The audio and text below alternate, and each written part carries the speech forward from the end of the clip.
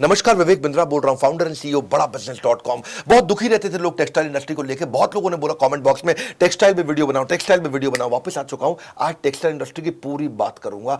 आज मैं आपको रिटेलर से लेकर मैन्युफैक्चरर तक गेम चेंज करेंगे। तो रिटेलर बहुत सारे हैं, लाखों रिटेलर है हमारे देश में। इतना कंपटीशन है, इतनी स्कीम, इतने डिस्काउंट, तो रिटेलर अलग से कैसे निकल के आए?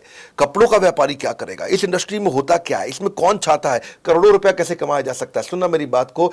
अगर इसके अंदर जैसे खाने की इंडस्ट्री होती है ना, फूड, उसको पहले देख के खाते हैं, आंखों से खाते हैं, फिर जबान से खाते हैं। कपड़ों में भी ऐसे होता है। हाँ, कपड़ों में भी ऐसे होता है। पहले आप कपड़ों को देख करके पहनते हो मन से, उसके बाद एक्चुअली पहनते हो। तो शोरूम आपका ऐसा होना चाहिए, कपड़े ऐसे होने चाहिए, देखने में अच्छे लगे। बड़ी ल्यूक्रेटिव इंडस्ट्री है। 10 लाख रिटेलर है आज हमारे देश के अंदर कपड़ों के, और ब्रेक इवन पॉइंट इसका बहुत इजी है, आसानी से अचीव हो सकता है। अगर 50% एफिशिएंसी पे भी करें तो ब्रेक इवन तुरंत मिल जाता है आपको इसमें।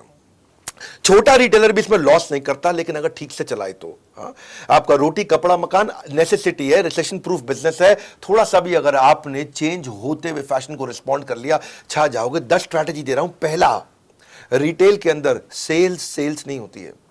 कपड़ों के शोरूम में भी सेल्स नहीं है, परचेज सेल्स है। हाँ, क्या मतलब हुआ इसका? इसमें ना सारा गेम परचेज में है। परचेज, आपको क्या ब्रांड लेना है, क्या डिजाइन लेना है, कौन सी सीजन में चलेगा, किस प्राइस का चलेगा, गेम सारा परचेज में है। जितने भी मैंने कपड़ों के शोरूम देखे हैं, वहां सारी गड़बड़ तभी होती है जब उनके पास गलत माल पड़ा होता है। रिटेलर को एग्जीबिशन जाना चाहिए, एग्जीबिशन में जाकर के स्टडी करना चाहिए मार्केट क्या ले रही है। ऐसा नहीं कि आपको जो आकर के स्कीम दे गया है, जो आपको आके मिठाई का डब्बा देगा, भैया ये कपड़े ले लो हमारे, बहुत बढ़िया।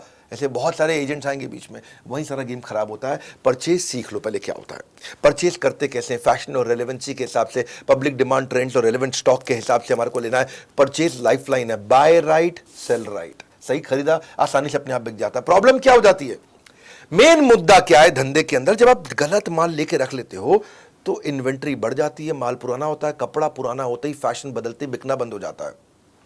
जब बिकना बंद हुआ तो गेम ओवर हो जाता है, क्योंकि रॉन्ग बाइक आपने, आपका अनस्टोल्ड स्टॉक मतलब आपका कैश फंस गया है। इतने दिन से कपड़े पड़े हुए हैं, मक्खी मार रहे हो आप, बिक नहीं रहे हैं, कैश आपका फंस गया है। ब्रांड जल्दी बिकते हैं, फटाफट बिकते हैं। स्कीम के चक्कर में मत आना। डेड स्टॉक हो रहा है तो तुरंत निकाल दो उसको। वाई एनालिसिस करो, मेरे साथ ऐसा क्यों हो रहा है? क्या मैं गलत डिजाइन ले रहा हूं? क्या मैं महंगा या बहुत सस्ता ले रहा हूं?